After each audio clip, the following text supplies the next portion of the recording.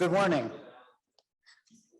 My name is Randall Stone. I'm the chair of the Political Science Department at the University of Rochester. And on the behalf of the department, let me welcome you to this event celebrating the life and work of one of our most distinguished scholars, Richard Fenno, who many of you knew, and those of you who didn't know were impacted by his work in ways that you might not even be aware of. It's great to see so many old friends and new faces here. I know that Dick would be very appreciative that you came, and he would have something humorous and appropriately self-deprecating to say on the occasion. It seems appropriate to welcome you all here in the heart of Washington, where Dick did so much of his research, and just down the street from the institution that he spent his career studying. We have a wonderful lineup of people and look forward to a rich day and getting to know more of you better. We have a couple of guest appearances. We'll see whether the technology works. But first is Gloria Culver, who is the Dean of the College of Arts and Sciences, who'd like to say a few words to welcome us. Thank you, Randy. Good morning, everyone. It's my great pleasure to welcome you. And I'm sorry I can't be with you in person today. But if we've learned nothing else over the last several years and during COVID, is the ability to be flexible and how to have these hybrid events so that even if we can't all be in the same room together, we can share in the same wonderful conference today to honor Dick Fenno. And there are so many things that I could say about Professor Fenno, but I'm going to leave that to Larry Rothenberg and our upcoming panelists to really get into more detail. What I can say is that we're all gathered to honor a giant in the field of political science, and that the work that he did and the time he spent at the University of Rochester were just transformational to the university and to the field itself. As an educator and researcher, I know the importance of being an impactful teacher and mentor and a professional like Dick. And many of you who he came into contact with, both in the room and on Zoom, he had a profound effect. And we're gathered today to reflect on his life, his work, and how that work is interpreted in the world that we exist in today. There's so many people I want to thank, but I'm going to try to keep my comments short. I do want to sincerely thank some of Dick's family, Craig, Sharon, Sarah, and Zachary, who are here today, and just really are grateful that they are taking the time to join us and to honor their father and grandfather. I also need to say a very sincere and wholehearted thanks to Gail Leone. She had a spark of an idea of how we could take this time to honor Dick and change it into an entire day-long conference in Washington, but also on Zoom. Not only that, but she supported the creation of an award to honor Professor Fenno in his name, and that'll be bestowed later on this morning. I also need to thank the committee of alums, which Gail was the chair of, faculty and staff that worked tirelessly to put this event together. I know the space is great. I actually visited it a few weeks ago in the hope that I would be there today, but the work that went on to make everything available has just been amazing. So I am forever grateful to the dedication that all of you have shown by being here today, and the support to the university, the School of Arts and Sciences, and the Department of Political Science.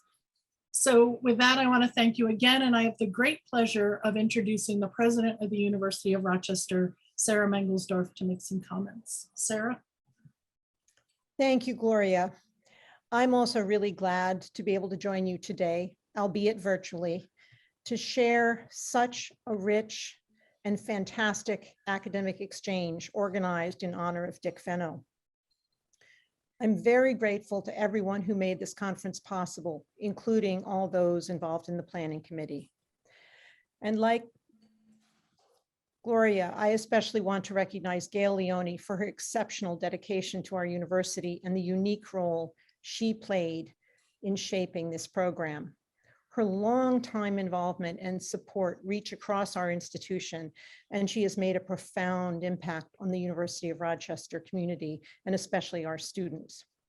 But her support of this conference from its earliest inception have brought us together today to honor and celebrate the scholarship, friendship, and legacy of Dick Fenno.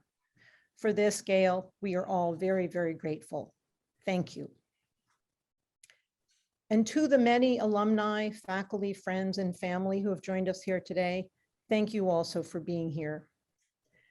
In my role as president, I have the benefit of working with all of our schools and learning the rich histories of the different units and the departments within them.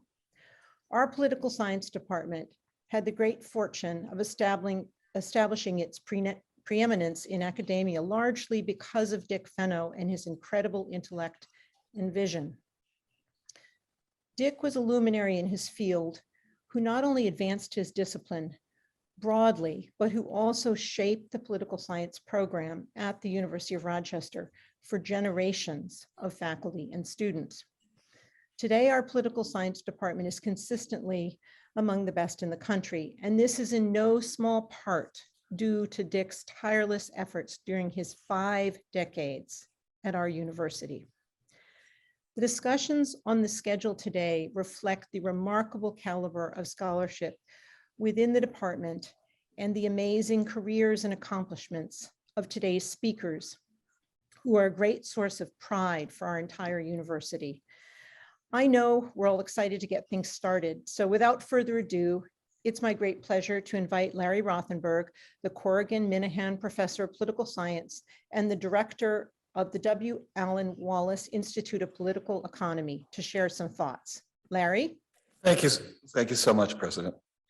As you know, Dick Fenno passed away in April of 2020, so this is a time that's long overdue. And with Dick's passage, the university and academia more generally lost a giant, a scholar, a teacher, a mentor, and a colleague in all the broadest senses.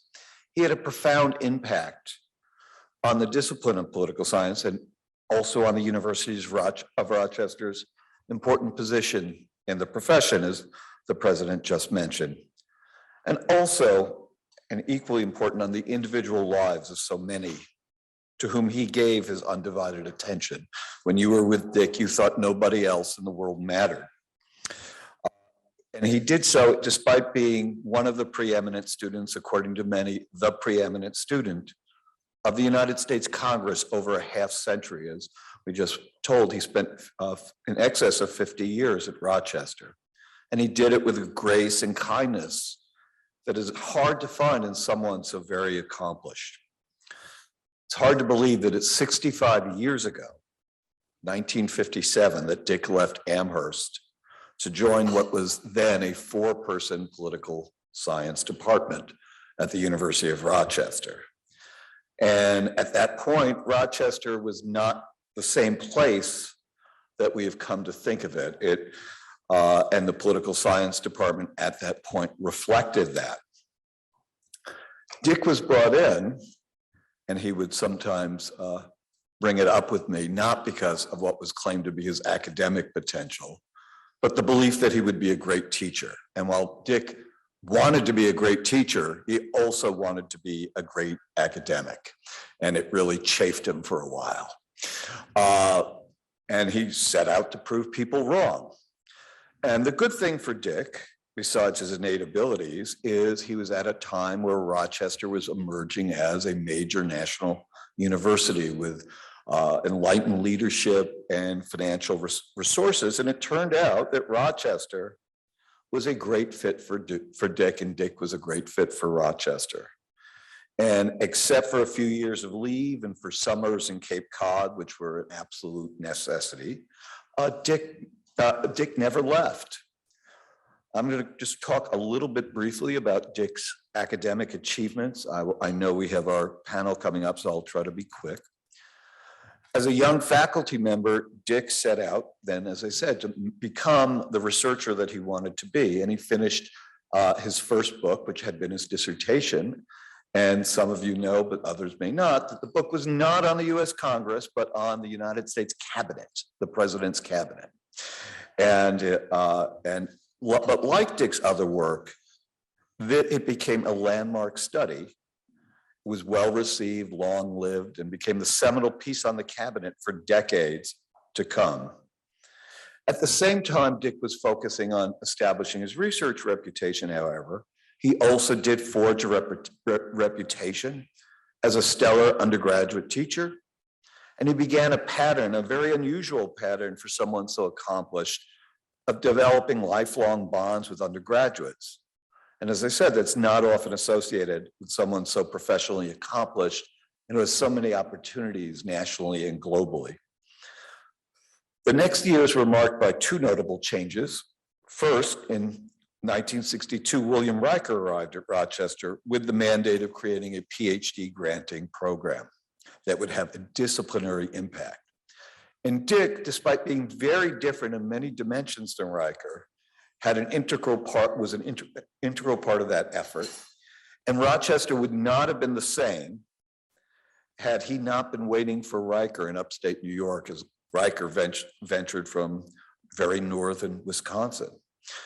And in many respects, for those who knew them both, Riker and Fenno were opposites, almost on every dimension, in fact. But, you know, personality, research, critiques, attitudes toward administration, it was all different. Yet their contrasts, and this is unusual, actually proved strengths. And they had an enduring academic and personal bond through Riker's 1993 death. And whenever I would go to the Fenno house, which was quite regularly, usually Dick and Nancy would start mussing about how they missed the Rikers. Their synergy was most palpable in the doctoral students that Rochester produced, the congressional scholars seen as representative of the Rochester School, who routinely took inspiration for working jointly with both Bill and Dick, and their academic products reflecting some mixture of the two. The second major change, and one that you're all very aware of, is Dick turned his attention squarely to the study of the United States Congress. And he would be engaged with that study for over a half a century. As a congressional scholar, Dick's initial focus was on committees. And this eventually resulted in two landmark publications, The Power of the Purse and Congressmen and Committees. And it was the first evidence of Dick involving himself in what political scientists euphemistically call soaking and poking, involving scholarly immersion with politicians, focusing on how they try to achieve their multifaceted goals. And it was a technique that Dick tried in various ways to impart on his students. After this, Dick directed his attention to how House members pursued their multiple goals in the world outside the Beltway. And in classic Fenno style, this involved traveling with numerous House members. The result was Homestyle, which was probably Dick's greatest tour de force, and was known for, among other things, creating the so-called Fenno paradox. I remember listening to Al Franken on the radio being taught about the Fenno paradox and say, how can you not know what the Fenno paradox is? Which is, for those who don't know, means at that time that Dick was studying, people loved their congressman and or congresswoman and hated Congress. Now they hate everybody, right? This work impacted not only scholarly views of Congress, but also popular understandings, and it won multiple awards. Dick then finally turned his attention to the United States Senate. And again, it meant going on the road up through his mid-70s. I don't think I would have that resolve, I'm sorry. And producing a series of 5 books from the source material, including people, he was the only person in the world who seemed to know about Dan Quayle when Dan Quayle was nominated unexpectedly as George H.W. Bush's vice presidential candidate.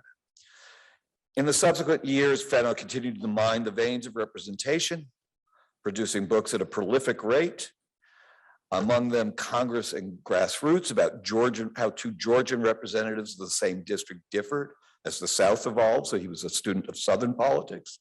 and Going Home, where he provided a grasp of temporal changes and diverse strategies of African-American House members. Finally, because Dick never seemed to tire of work because it wasn't work for him, in 2013, in the second half of his 9th decade, where most of us have dreams of sitting on a beach or roaming the Alps or something like that, Fenno published his 19th and final book, The Challenge of Congressional Representation. He was very proud it was published by Harvard, which had published his first book in 1959.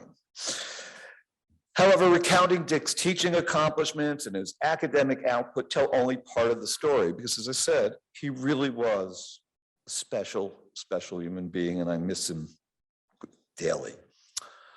He was notable for his soft-spoken manner, his caring, his optimism, humanity, and interest in others.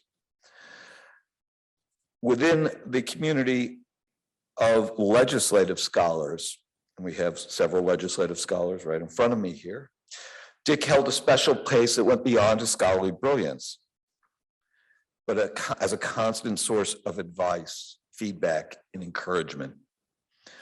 He would give the same care and attention to fledgling graduate students, which I had the experience as institutions outside of Rochester, as the most prominent faculty in other universities. The same generosity of spirit and enthusiasm was manifested at Rochester. One of Dick's proudest accomplishments, and one we're going to hear more about in just a minute, was creating in 1968 a Washington semester program for undergraduates to intern in Congress at a time before such things were commonplace. And as we'll hear, decades of Rochester undergraduates found this opportunity, and interacting with Dick as a part of it, a defining feature of their undergraduate education. A number of years ago at Meliora, I put together, at Dick's behest, a luncheon with Washington semester students, and the numbers who wanted to be there were fabulous. Dick so believed in this immersive experience that in recent years before his death, he and Nancy, his dear wife and partner in every respect, along with others, including Gail Leone, who wishing to show their support and admiration, created the Richard and Nancy Fenno Summer Fellowships in American Politics and Policy at the University of Rochester, which provides stipends for those who are offered summer internships in the political world. The one rule is you need to get out of Rochester, right? Well, I'm proud that Gerald Gamb, who's also here, and I were chosen by Dick to run this program, I guess, until I am no longer on my own feet. Richard Fenno is unique. His absence is deeply felt. He set an exemplary personal and professional standard. I'll just close by using a quote by a scholar who was at the University of Maryland, Eric Osselaner, who reviewed Dick's final book. And he simply said, "There is no heir to his throne, and we shall all be the worse for it." And I think nothing truer can be said. I want to now turn to the Richard F. Fenno Award. The Richard F. Fenno Jr. Award for Political Inquiry was established in 2022 by grateful student Gail Leone, who we've already referenced, to recognize the extraordinary contributions that have advanced the field of political science and/or the study of congressional representation. Recipients are supposed to be those widely admired in their field of scholarship and showcase characteristics that Professor Fenno embodied, such as dedicated to teaching, mentorship, and relationship building. First, for representing the university and myself personally, I would like to thank Gail for realizing this vision and creating such a fantastic way to honor Dick, who, as I've tried to explain, was a giant among 20th century scholars of American politics, and it was instrumental in shaping the field and establishing the reputation of Rochester's political science department. On behalf of the political science departments and life members of of the board and life member of the Board of Trustees, Gail Leone, I will present the Richard F. Fenno Award for Political Inquiry. As an introduction, we decided this year to present it to the Senate Majority Leader, who unfortunately was not able to make it, but the Honorable Charles E. Schumer. And I'll just read the citation. A tireless advocate for the great state of New York, Senator Schumer's steadfast commitment to preserving the ideals of democracy is an inspiration to us all. As a frequent visitor and longstanding friend to the University of Rochester, he has personally championed initiatives that continue to transform the discipline of political science and prepare graduates for success. In grateful recognition of his contributions to the field of political science, we proudly bestow this honor with sincere gratitude. Here is the honor. So this award will be presented today on June 2nd, 2022. I unfortunately have probably gone a little over, and I will apologize in advance. But for our first formal session, we're going to have reflections by a panel of Dick's former students and participants in the aforementioned Washington semester program. This will be moderated by Gail Leone, class of 1971. For those of you who don't know, Gail Leone is a senior counsel at Denton's US LLP, where she currently co-chairs the firm's ESG task force and is the immediate past co-chair of its Diversity and Inclusion Committee. She's also an adjunct professor of intellectual property law at Georgetown University Law School.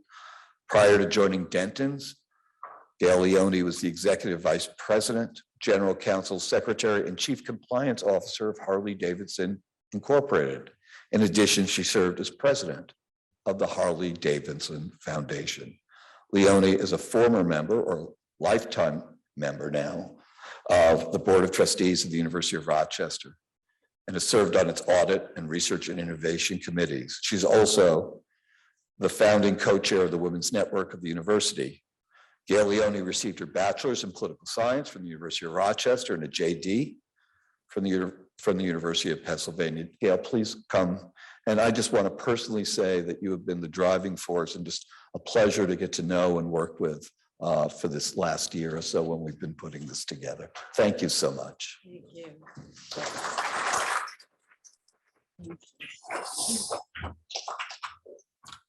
You did such a good job, Larry, that we lost our break, but that's okay.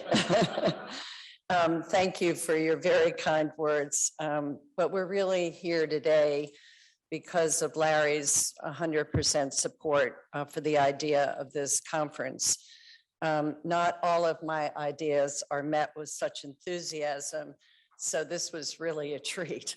I'm going to have my daughter talk to you sometime.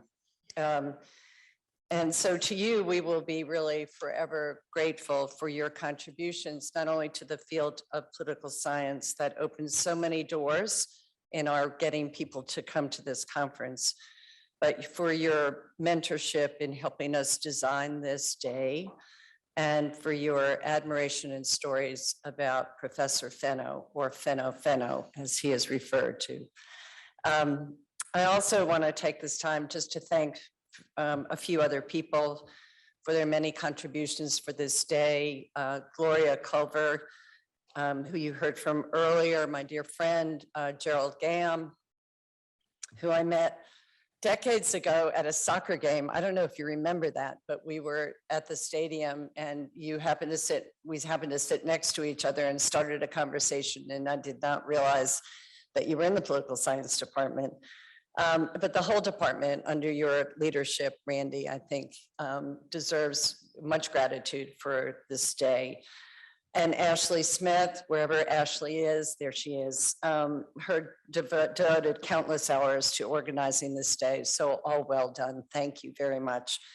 And a special thanks to Dick's family for their interest and their presence, not only on our committee, but also their presence here today. Craig, his son, who looks just like him, and Sharon, his daughter-in-law, and Sarah and Zachary, his grandchildren. Thank you so much for being here.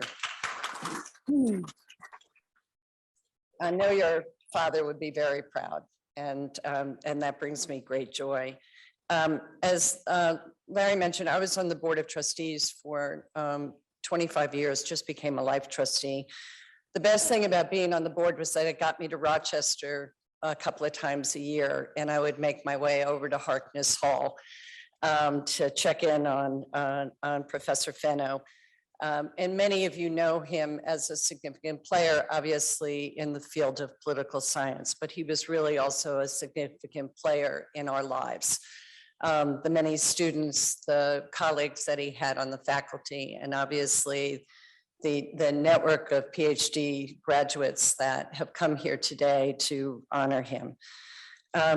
One thing I knew about Professor Fenno is that he did not like to be the center of attention.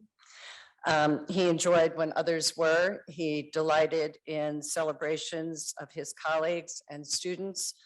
But it was tough to get him to be present for anything that remotely put him in the spotlight. I tried many times and it was very difficult. And this is probably, I figured, why he was so successful in shadowing representatives in Congress. He talked a great deal about his research technique of hanging around. And as a basketball enthusiast, I remember him describing as moving without the ball.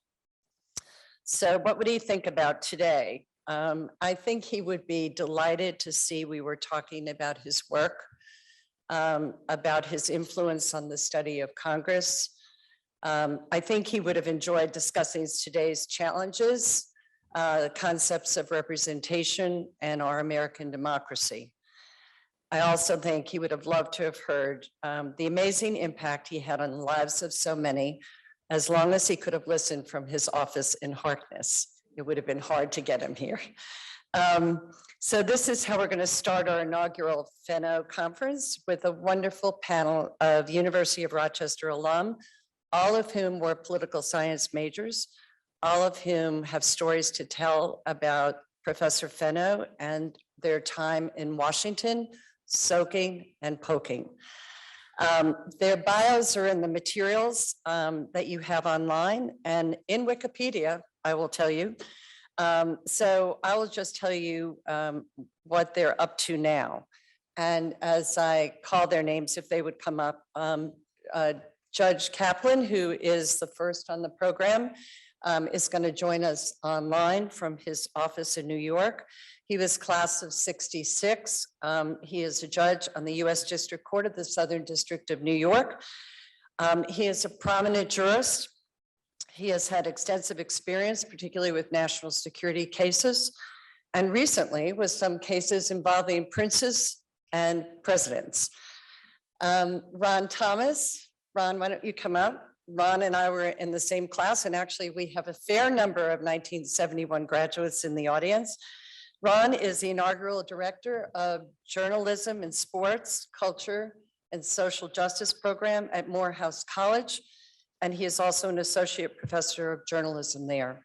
Prior to Morehouse, he had the job I would have loved to have had, an NBA reporter, which would have given me a real business excuse to go to games. Mike O'Reilly, won't you come up? Mike was class of '93. We've tried to get the various decades that Professor Fenno spanned at the university. He's a former Federal Communications Commissioner and is currently president of MP O'Reilly Consulting, Inc., a visiting fellow at the Hudson Institute, a senior fellow at the Media Institute. I hope I got all those right. Mike comes to the conversation today with 20 years on Capitol Hill in both the House and the Senate. And Heather, last but not least, class of '94, is co-head of the Global Philanthropy and head of policy and research for corporate responsibility at JP Morgan Chase. Like Mike, Heather has extensive experience in DC, hers in the executive branch of government, including the White House and the State Department. So you can see that we span a few decades in our relationships with Professor Fenno, and you're in for a real treat. Oh, good. Now I see Judge Kaplan. How are you this morning, Lou? That's fine. Oh, good. I think we will start with you because both you're online and you were probably the closest to Dick and to Nancy. So I'd love to have you tell this group how you first met Dick and then how you met Nancy, just to start us off. Well, I first met Dick probably at the end of my freshman year, 1963, or the beginning of my sophomore year, when, having been captivated by political science, I saw a course I wanted to take. It was a doctoral level seminar in Congress, and I saw that Professor Fenno was in charge.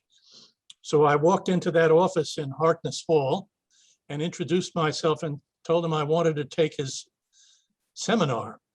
So we chatted for a few minutes and he said, well, okay. So I wound up the following year, my sophomore year, I think, in that course with 5 or 6 doctoral candidates. And I had a ball, and Dick was a wonderful teacher, and he turned me on to soaking and poking and congressmen in committees and the like. But that was the beginning of a friendship that ultimately lasted for the rest of his life. I knew him, I knew him well for 56 years. And he started as my teacher, became my mentor, and for years was a very close friend.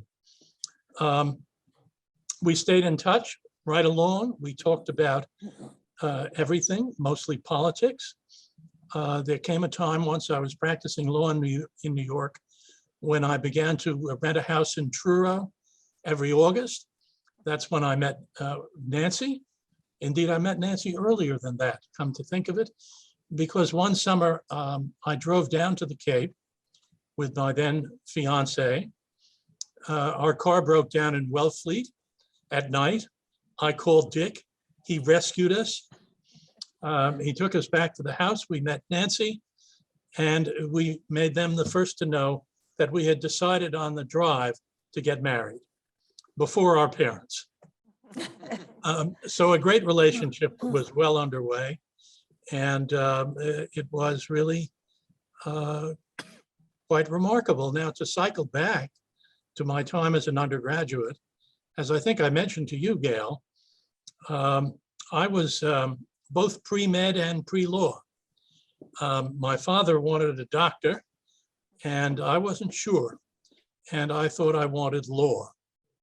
And so Dick's ever open door became my pit stop on every trip through Harkness Hall, and I would go in, and he became my therapist.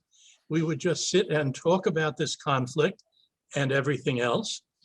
And ultimately, he gave me the confidence, after I got admitted to both medical school and law school, to call up my father and say, in substance, this is my life. You get another whack at my brother, maybe he'll be the doctor. And he was, and I went off to law school. And the net of it all is that other than my immediate family, Dick was one of the 2 or 3 most formative influences on my whole life, without a doubt. And Dick and Nancy, and my first wife, also Nancy, saw each other at the Cape every summer. We talked, we were friends. And then after Nancy passed, which is now over 20 years ago, I brought my wife of 18 years now down to the Cape to meet Dick and Nancy, and it just continued. That's wonderful. It's a true lesson in accessibility of a faculty member to students as well. I'm curious to get your thoughts. We have on the panel today, Mike was on Capitol Hill, so in the Congress, and Heather was in the executive branch. You obviously are in the judicial branch. I'd love your thoughts about, the impact Dick had in his views as an academic on how that might have influenced you from the standpoint of judicial branch, and especially today, given the pressures that we see and hear about. I'd be curious how his work might have informed your views on that, and just the separation of powers in the government. Well, that's quite a bundle you wrapped up there in one question. to me, the overwhelming thing that I learned from Dick, and it's borne out in his work and in books published after I started to learn, because he was thinking about it, was that there are fundamentally two kinds of congressmen, or at least there were in the 60s and 70s and 80s. There were the ones who were serious about doing the work of Congress, and they came to understand that the way in which you began to have influence in Congress was to do your homework, know your subject, respect the seniority system, and understand that nothing can be accomplished at once. Everything is a series of trades over a long period of time, and we march forward in that way. And there is no such thing as perfection. There is no mandate that says, now we're going to change the world. That's true of everything in life, I think. It's true, was true in my law firm. It's true in the judiciary. And what's so sad and so regrettable is that the balance, to my view as an outsider, is that the percentage of people in Congress who have that old attitude and who play by the rules, pay their dues, do the work, I think is greatly diminished. We've got a lot of show horses and not so many workhorses, I fear. Now, of course, I've just said something horribly impolitic, but I didn't say it about anybody in particular. It's the way I see it. The judiciary is a whole other thing.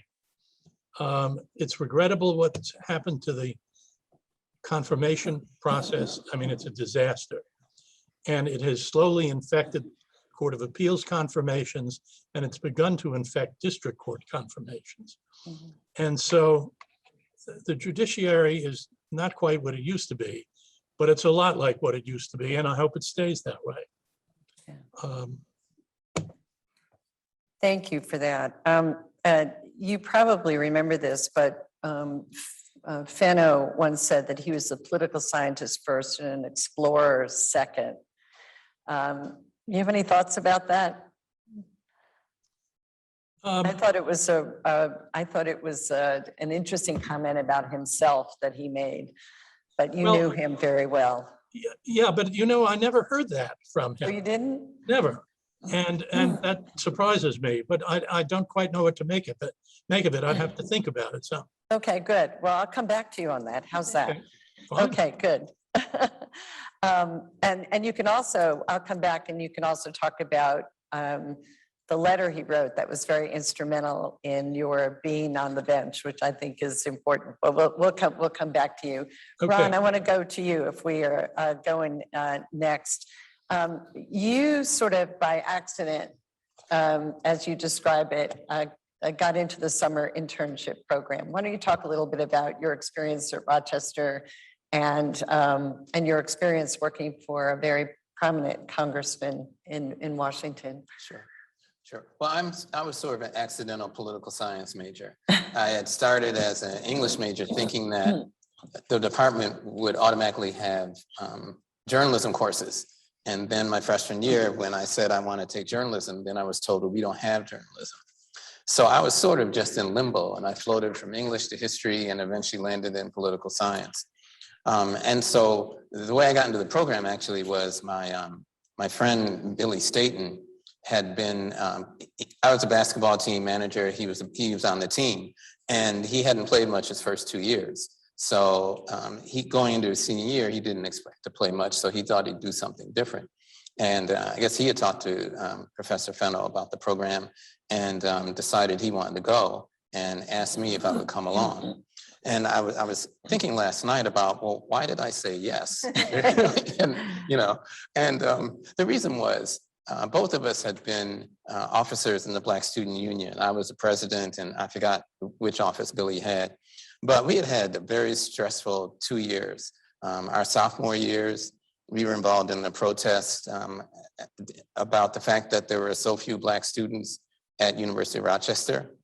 we had 10 American Black freshmen my freshman year, for instance. And then, so that was very stressful. And then the next year we did about, I don't know, maybe 30 or 40 new Black students came. And that was a big adjustment for everybody on campus, the professors, the campus, those new students, and for those of us who were already there. So we were sort They of. heard you. Yes, they did hear us, and but we were sort of stressed out. And so I think the opportunity to go to DC in this program was just an opportunity for us to get into a different atmosphere. And those two reasons are the reasons we went. So I ended up working for John Conyers from Detroit, and Billy ended up working for Lou Stokes from Cleveland. And we had a great time. Well, I know Lou Stokes was the subject of one of the books that Professor Fenno wrote. I think some of the input that he got from Billy was important in forming I think in confirming some of his thoughts when he did his research. But talk a little bit about the summer in Conyers' office, because he was a major player in founding the Black Caucus, as well as Martin Luther King holiday. And Right. so talk a little bit about that, because I think it was pretty significant. Sure. Well, Conyers was very instrumental in pushing for many, many years to make Martin Luther King's birthday a national holiday. And I don't remember exactly what it was, but I was involved in putting on some type of press conference or event, because I spent quite a bit of time of talking to the assistants for civil rights leaders. I think Coretta Scott King's assistant and several other people who were pretty high up in civil rights. So that was one thing. And it was at the time when Stokes and Conyers were founding members of the Congressional Black Caucus. And of course, there weren't very many to be members at the time, but it was strategically over time, it was a very, very important creation. So he was heavily involved in that. And it just popped in my head, something that he said. He had only been a congressman for 2 or 4 years and the beginning of a long, long career. But I remember him saying that longevity was the key, because if he could stay in office, he can move up to be maybe a head of a crucial committee. And I think he eventually was head of the Judiciary Committee. Yes. So he was able to realize one of his major goals by just through longevity. Yeah, that's great. Hey, Lou, he might have actually been head of the Judiciary Committee when your appointment went through? I don't actually remember, but Yeah, my appointment, of course, was before the Senate. right. I think, so talk a little bit about how the DC experience influenced your education and direction. And obviously now you're at Morehouse, and how that was impactful for your experience now at Morehouse.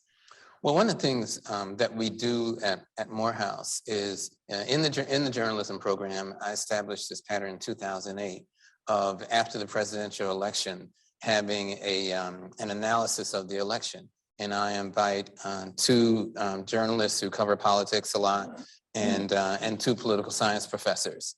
And then we have a panel discussion like this, talking about what influenced the outcome of the election. And all of that idea stemmed from my experience, in the semester program. And we've done that every presidential election, starting with 2008, and then we did it in the after the last 2 midterm elections also. And so it's become a cornerstone of our journalism program. And if I had not taken the semester abroad program, I would not have thought of creating it. So it's really been a key factor in our program. That's terrific. Mike, you spent a fair amount of time on Capitol Hill. So I'd love to get your perspectives about the influence, whether the academic writings that Fenno has left us, how that played out in your thoughts about Congress and just your experience in general. 20 years is a long time. 20 years can be a long time. And I spent 30 years in Washington, DC. So look, I'm selective in the events that I do for Rochester. I love the institution, but if you note, I haven't done a lot of events as you've been integrally involved and you haven't seen me at things. But when this opportunity came available, on off chance, I took advantage to come and speak a little bit today. I just wanted people to know that the Washington Semester Program and Professor Fenno, who I had very little interaction with when I was at university. And then afterwards, I think we exchanged maybe one letter as I was trying to think back of this as others have had much more, I had very little interaction, but he changed the path of my life. And I want you to know, as family, his decision to let me in that program, his program, it changed my life on what I was going to do. I was headed to the University of Buffalo. I skated in on the wait list at the University of Rochester, and I'll always thank some admission person for whoever, unnamed admission person, for letting me in. And I excelled, I think, fairly well academically at the University of Rochester. But the program, to me, was kind of the cornerstone of what I wanted and what I sought out of, out of the political science department, which was world renowned. I was an engineering science geek, and switched careers for that reason when I started taking a couple courses in the political science world, and then to get into the program itself, which we had you do the first meeting with him. He kind of introduces you to the program, and then he's kind of contemplating who's going to be in, who's going to be out, and you think it's this really tough process. You don't know, and then he just I think he gave me a call and said, "You're in," and it had changed. I was just elated, and I spent my semester was unremarkable overall. I mean, I've seen a ton of interns in 20 years in Capitol. I had experienced, everything that you can see in a congressional office, but it opened up the doors to so many different things. And the scholarly work that to the heart of your question, the scholarly work that he had done and so many have done, I've taken and tried to apply that in my practice, in different jobs. The internship that I had as part of the Washington Semester Program, I took and was able to, convince his good friend at the time. And for those unfamiliar, I worked an intern for Bill Dannemeyer from California. I'll just say he was eccentric.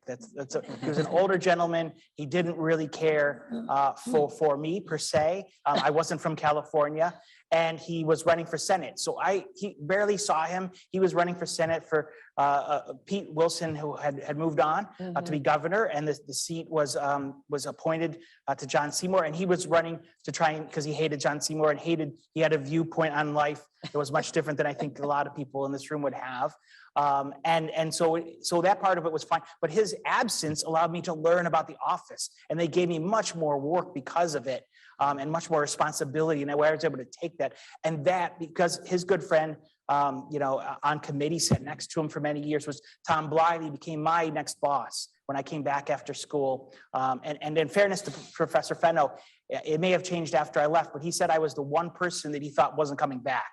So that's and it was close. I tell you, I tried not to come back. I looked at, potentially transferring, but I came back for my senior year, regretful. I didn't want to, but I did.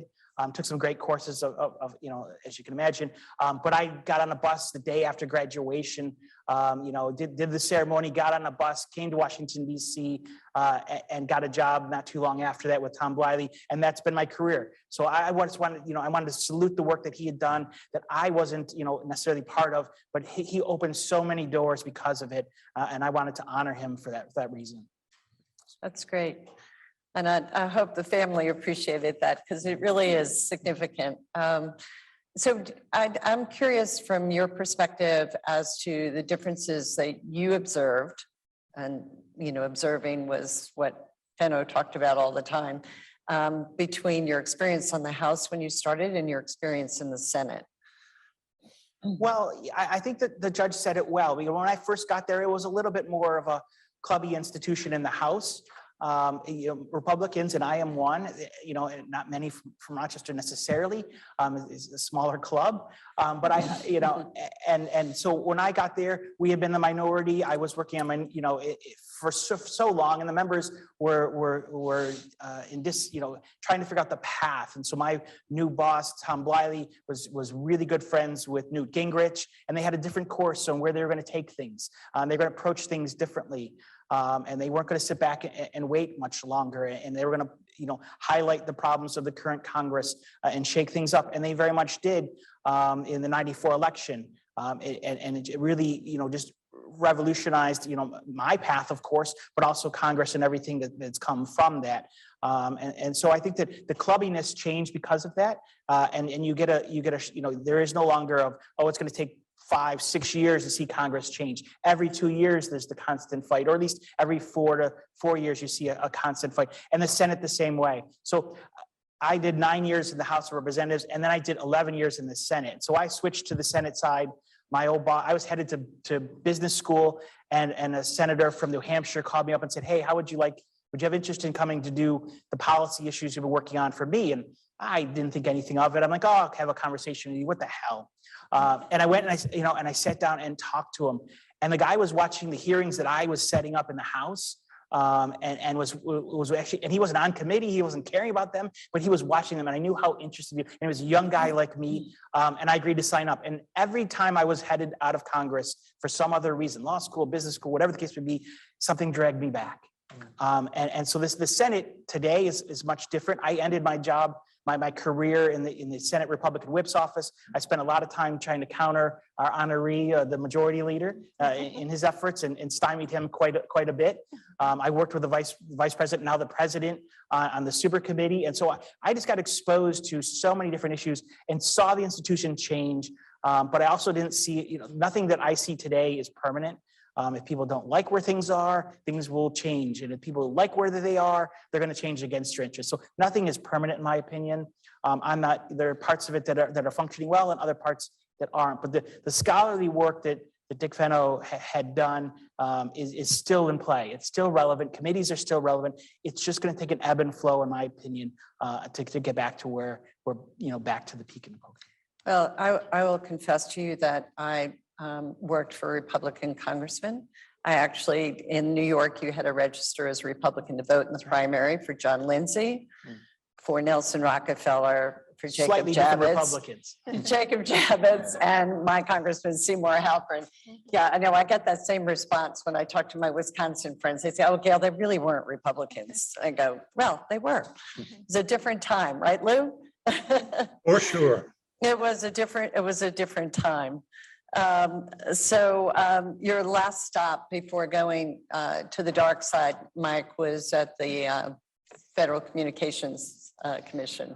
I would probably still be in Congress had my boss, and the minority leader at the time, Mitch McConnell, not asked me to consider a slot on the FCC.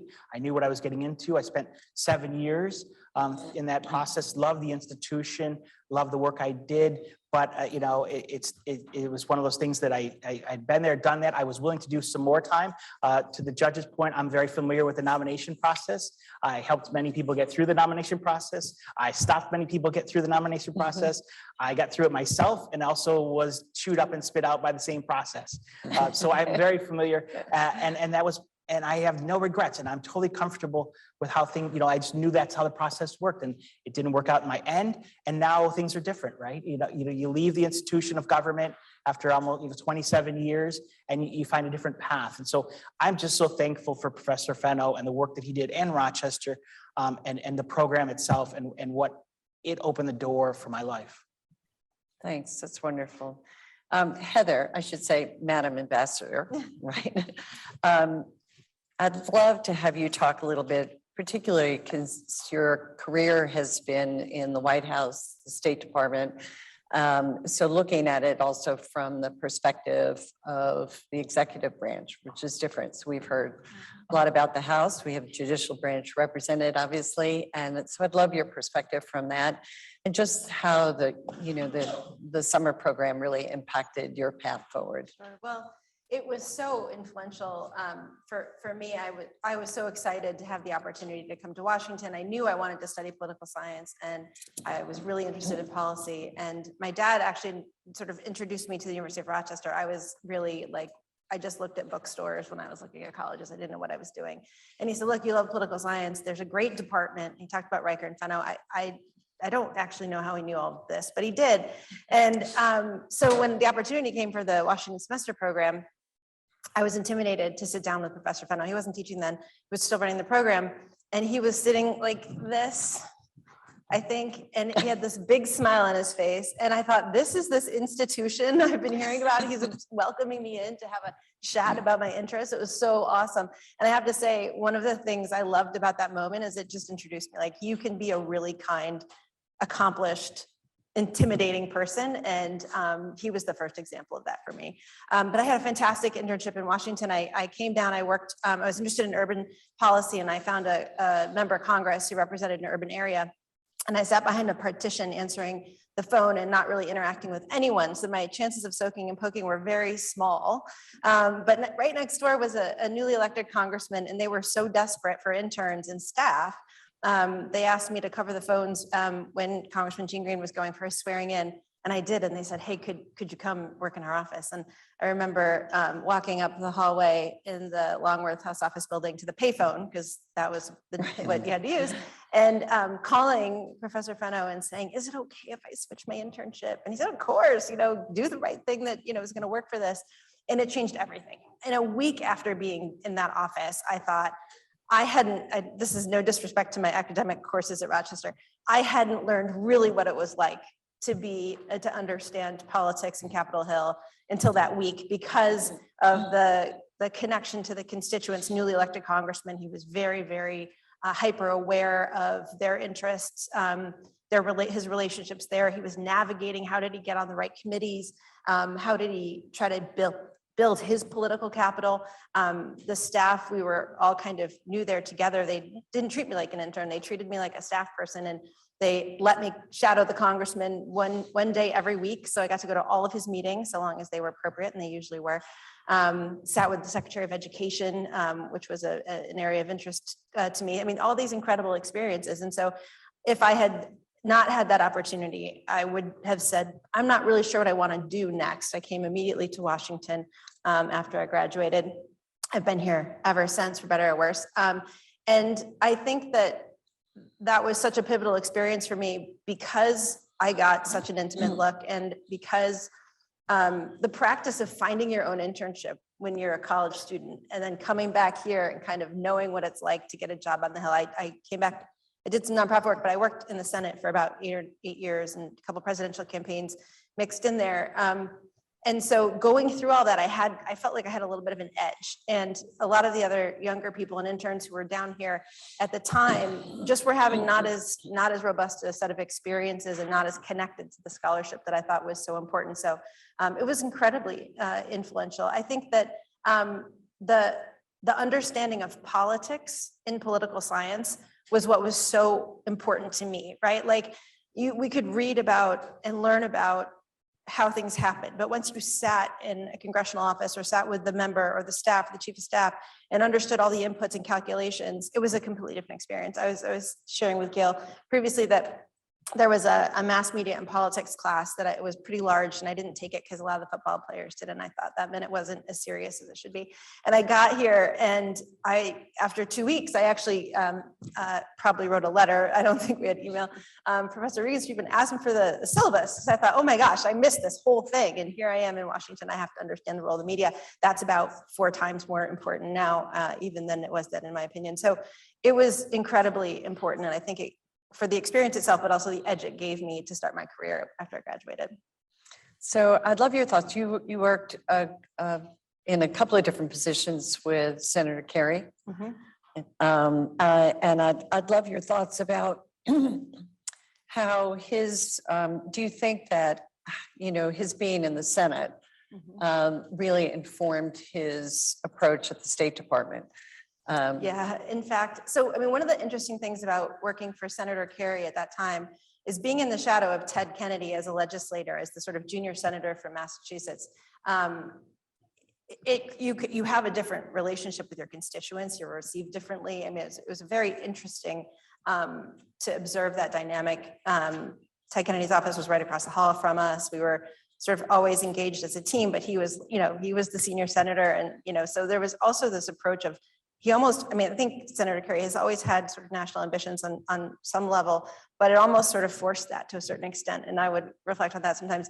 I rejoined him at the State Department. I was working in the White House at the Office of Management and Budget when he was nominated to be the Secretary of State. And we sat down and he said, I've been in the Senate for 29 years. I think it was 29 at the time.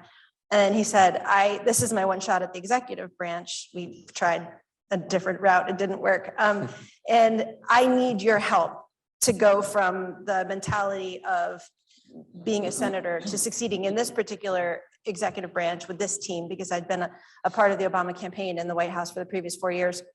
And it was really interesting because you do have to think about how you're building your political networks, you're consulting, what it looks like. It's very different than in the Senate, and how you communicate is also, required to be very different. So it was a shift, and I don't know how much I really helped him, but I appreciated that he was very aware that to be successful in the executive branch in a role like that, you go from managing, a relatively small Senate office to incredibly complex platform of the State Department with tens of thousands of employees and outposts everywhere, while you're driving diplomacy and you're sitting at the national security table with a lot of other bars and generals and ribbons and so forth. And what's your role? It's very, very different. So I don't know how much I helped him, but it was an interesting experience to help understand how he was thinking about it. Yeah, that's great.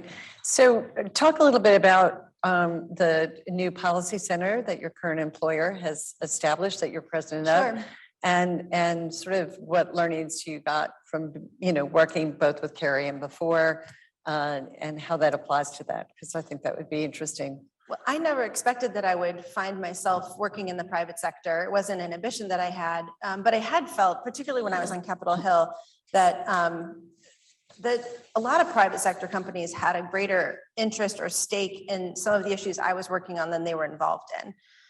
This is a challenging space, so I'll be specific by what I mean. I worked on comprehensive immigration reform in the Senate, and we'd hear often that the business community was supportive of comprehensive immigration reform. Well, I met with everybody who came into John Kerry's office to talk about the issue. I met with one tech company, one tech trade association one time that was really just interested in H-1B visas. And I thought, if there's something that's actually good for your business and you're not up here with your lobbyists, no one's taking me out to lunch, then you're not really behind it. And that the prospect that the CEO of JP Morgan held out there after having led the Business Roundtable for a couple of years and spending time in Washington was that there are issues that we have some expertise, that we develop products around, we do original research, and that we should be engaged in policy conversations where it makes sense. And where it makes sense is when we have a unique perspective or set of expertise that we can offer to a policy. And I thought that was an important space to explore. And that's what we're doing, focused on issues where the firm has, we have an independent research institute that I oversee that uses our data set of 600,000 households anonymized and aggregated to get real-time insights into the economy. How did unemployment insurance and enhanced unemployment insurance function during the COVID recovery? Was it a disincentive to people going back to work? Those sorts of things. Well, the logical extension of that is not just to put that out in the world, but then what does that mean, and how do you engage with policymakers about that research? And that's what we do.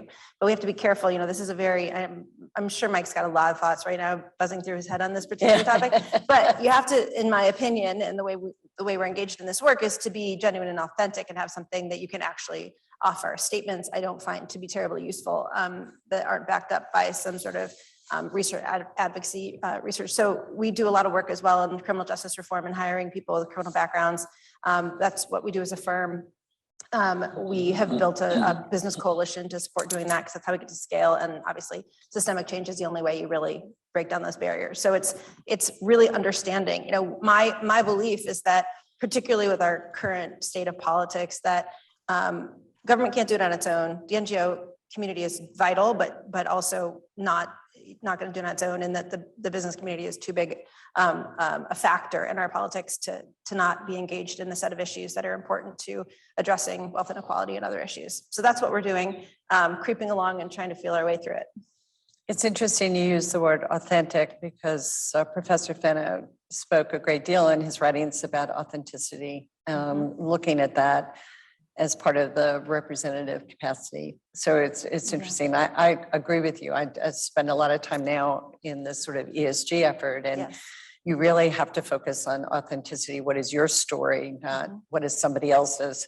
And clearly be able to have the data to back that up. But And I do think there's also this understanding, I mean, the way I think of it, and maybe it's unique to my background coming into private sector companies, sometimes I'm confused by language other people use, but I think often of our constituents as the biggest bank in America and in some ways you think about the world, of the communities we serve, our employees, the role we play, et cetera. Those are constituents, and they have needs and views and so on, and we have to be responsive to them. And particularly in this moment when we're seeing a reduction in trust of other institutions, including the media and Congress. And so I think it can be a challenging space to be in, but that it is also a similar way to think about who's there. yeah, I actually think you could really substitute stakeholders for constituents That's in looking at a lot of the writings about Congress. Yeah. Exactly, for the same reason. Yeah, terrific. So I want to go back to you, Lou. Did you give some thought about to the Explorer comment that he made? I'm still buffaloed, frankly. Look, soaking and poking is exploring. So I have trouble, making sense out of it. I wish I could ask him. Yeah. I see it as just the fact that he never sort of stopped that research, that the fact that there were always additional people to talk to about it, get their perspectives about it. And he was a really good listener. Oh, yeah. And I think that has a lot to do with it. I think there are probably political scientists that are not good listeners, just like, any other group of people. But I think explorers are much better observers. I think that's part of their DNA, maybe. And I think part of that is listening, which was really, I think, one of the most remarkable characteristics. Would you agree, Craig? Good. I just want to make sure. But I do think that he was a really good listener. I mean, he listened to you and he listened to me. That's amazing, Yes, right? indeed. Yeah, he listened to your trying to decide whether you're going to be a doctor or a lawyer. You sure did. Yeah. So I think that might have something to do with it. So what I'd love to do is to just get some closing thoughts about if you had to say, what was the one thing that you carried away from your summer internship, or the most important thing you learned from Professor Fenno? I'd love to get your thoughts about that. Heather, what would you say? I definitely think it was the proximity. And, before we left for Washington, my group, I don't remember, there were maybe 4 or 5 of us, can't remember. There wasn't a lot of sort of, this is what you should look for. It was sort of observe, think about how things are working and happening, and think you're going to write your paper. So think about what you're going to put in your paper and that you're going to send to me. I went there primed for that because he told me to look for that. And I obviously knew, some of his work, but when you're sitting there and you're like, oh, another phone, or I had to open 8 zillion newsletters, you can kind of forget that there's some scholarship sort of undergirding this experience. And because he was so explicit about that, I didn't forget. So, I had a great time, but also when it was sort of monotonous or not that exciting, I knew there was a reason why I was there, and I could see all these things coming together. And I think that has been a very useful set of skills throughout my career. Yeah, lifelong. Mike, what are your thoughts about it? You could say one thing that. If I had to say one thing, it would love of the institution and be skeptical. I found, through his books that I've read a couple, and through talking to him, which at the university and through the program, and in my experience, it was the institution and where it could go, and also be skeptical and always, prodding, and never be just accept where things are at the given moment. So I just can't say enough of the program and him. I wanted to give an example here. I think it was service to constituents and service to the country. And I wanted to mention this. This is a photo of my office staff when I worked for John Conyers. And so the thing I remember, I remember when I first started, most of what I did was try to respond to the families of military people in the military.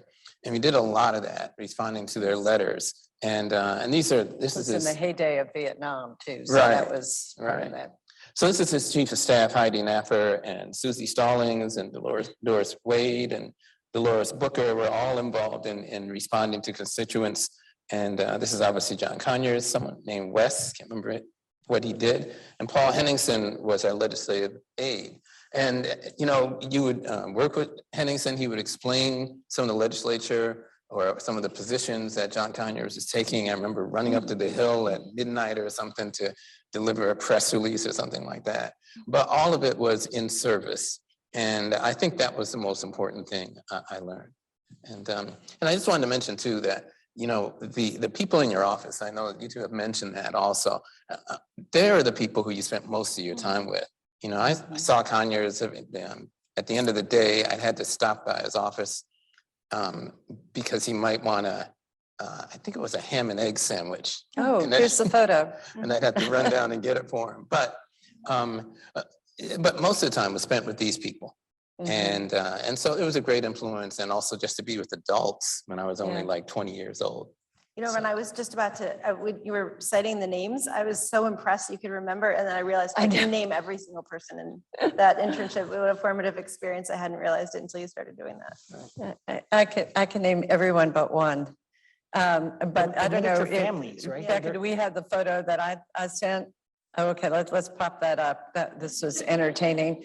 I actually didn't have this photo, but I've stayed very good friends with the gentleman that's on the left, Jeffrey Weinberg, who was in the office here. I think you know him, don't you, Barry? You know Jeffrey because he's good friends with Carrie. When he went to GW Law School, I introduced him to one of my classmates at Rochester. And so Jeffrey just sent me this photograph not that long ago. I am standing next to him, our Congressman Seymour Halpern. And the one person I don't know was Miss Arkansas or Miss Oklahoma. I'm not sure what her name was, but anyway, she somehow showed up in her office. I think the one thing that I will remember from what Professor Fenno told me was ask a little, listen a lot. And I'll always remember that. Those were his words of advice to me when I went to work for Seymour. He said, ask a little, listen a lot.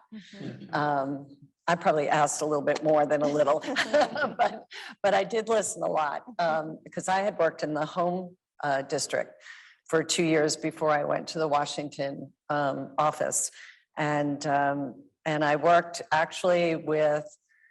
for a woman, Mrs. Garifas, whose son is one of Lou Kaplan's colleagues on the bench in the Southern District of New York.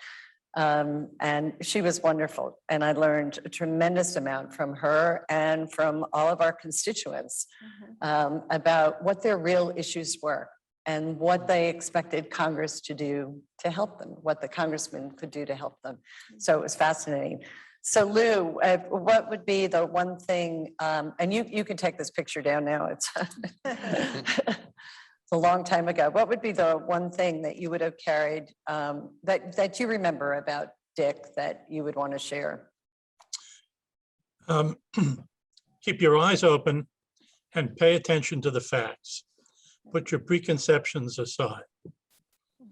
The facts will tell you what you need to know. Especially in your current role, that is important. Exactly. True. I would say, absolutely so. It's also good advice for any lawyer starting out. Oh, yes. Yeah, definitely. That's wonderful. Any closing thoughts or comments you would want to leave with Dick's 2 grandchildren who are here? Any thoughts? Lou, you want to? I mean, I think it's wonderful, Sarah and Zachary, that you're here to hear this about your grandfather. You probably knew a lot of it, but there are probably some things I hope that you learned about him today. He was just a wonderful man. We are not going to see his like again. Yeah. I'm so grateful for his kindness and making this whole experience so inviting and feeling confident landing in this city on my own, trying to find an internship and charting my course. I felt really supported and open, even just from brief engagements. I would simply just thank you. Your grandfather really changed my life, and I want to thank him and thank you for being part of that. One thing, I was going to school during a time of tremendous turmoil in the country because of the combination of racial strife, Vietnam, just a whole bunch of things going on. And so it just gave me a sense of what the real life of politics is. You know, as a professor now, I'm always telling my students, we require that whether you minor or major in journalism, that you must take an internship. And I tell them it's so important so that you actually find out whether you like what you think you're majoring in. And so it gave me that practical experience in politics that I never could have gotten any other way. So that was the main contribution to me, and I still depend on it as a professor now. My thoughts would be that your grandfather was brilliant as a political scientist. He broke new ground in the field, but he was genuinely kind. And that is such a rare combination. Having practiced for over 50 years as a lawyer, that is an extraordinarily rare combination to see such brilliance and kindness. You know, most of us don't even achieve one of those attributes, let alone the fact that he had both of them. So I think you've heard that word kind, I think, in almost everybody who's spoken. And it's truly something pretty special. So I hope we brought some personal thoughts about Professor Fenno to all of you. And I think, Gerald, are you being mic'd to come up here? Okay, you're all mic'd. Great. Well, we will turn this over to you and our next portion of the program. And you're in for a treat with Gerald and Josh Clinton, who will be up next. Lou, thank you so much for joining Josh us this Shapiro. morning. Oh, a pleasure. Shapiro. Real pleasure. Josh Shapiro, Josh I'm Shapiro. sorry. Josh Clinton is a distinguished political scientist. Yes. Okay. Josh Shapiro is a distinguished politician. Good, see. Anyway, Lou, thank you so much. Thank you. We'll see you. Bye-bye.